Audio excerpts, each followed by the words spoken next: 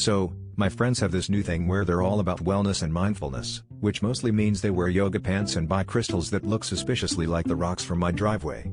Last weekend, they convinced me to join them at a silent retreat. I was already skeptical, since my idea of inner peace is finishing a bag of chips without anyone asking for some, but they promised tranquility, enlightenment, and the best vegan muffins you'll ever eat. The only rule? No talking. Easy, right? I thought, how hard can it be to keep quiet for a few hours? Spoiler, very. The first hour was fine. We all sat cross-legged, pretending to meditate, but I kept sneaking looks at everyone else to see if they were secretly checking their phones under their yoga mats.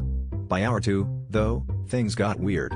My friend Jess tried to ask if I wanted to go for a walk, but since talking was banned, she started wildly waving her arms and pointing at the door.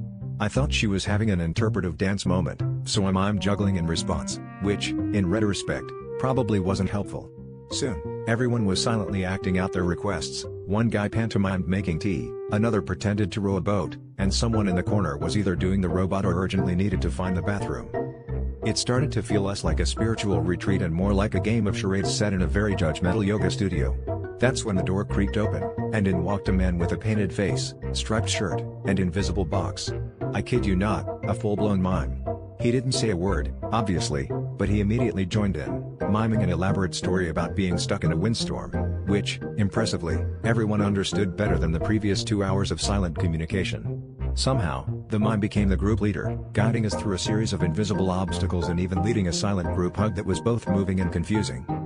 By the end of the day, I realized I had spent 6 hours at a silent retreat, learned nothing about mindfulness, and accidentally recruited a mime into our friend group. On the bright side, the muffins were decent, and I finally understood the true meaning of actions speak louder than words. Now, every time my friends invite me to another retreat, I just silently shake my head, because I'm not falling for that mime trick again.